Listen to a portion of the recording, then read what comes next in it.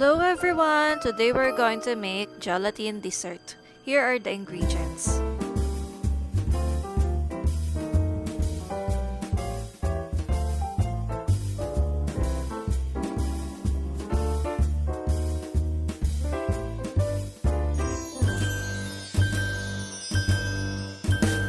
Prepare 5 cups of water in a pan.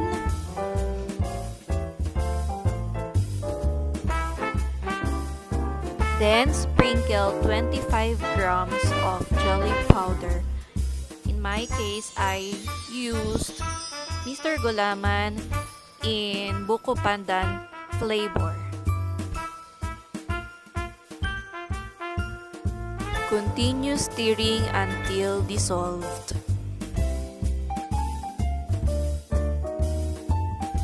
Open the cooker and set to low heat. Always remember, to low heat. Then add the evaporated milk.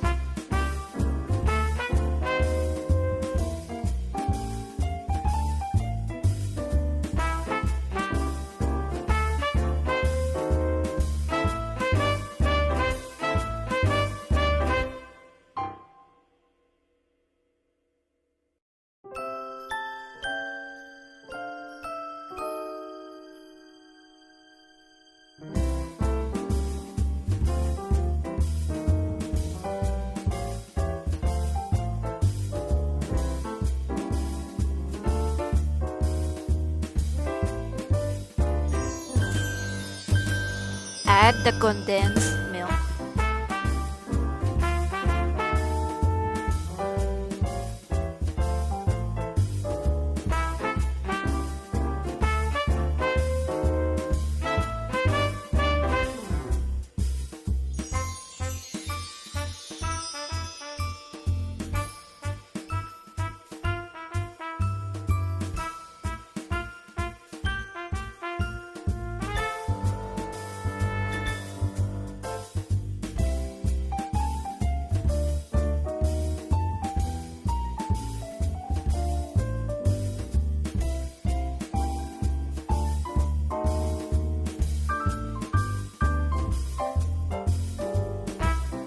And wait until it boils.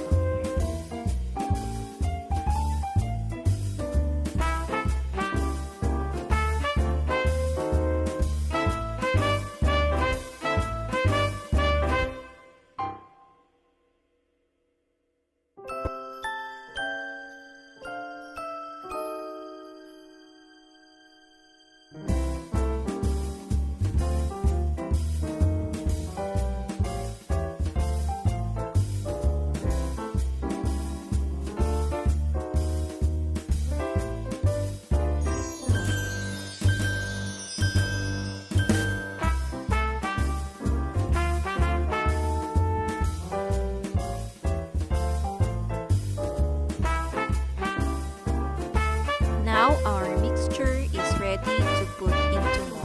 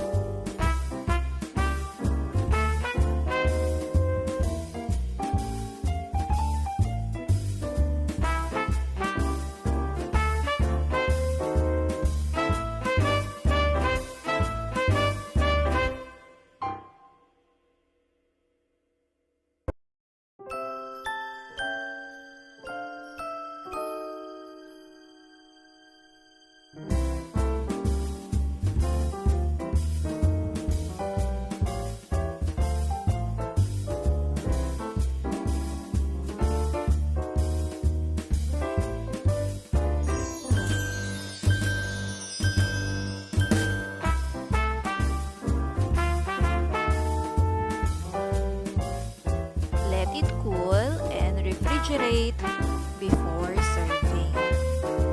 Happy holidays! Enjoy! Thank you for watching!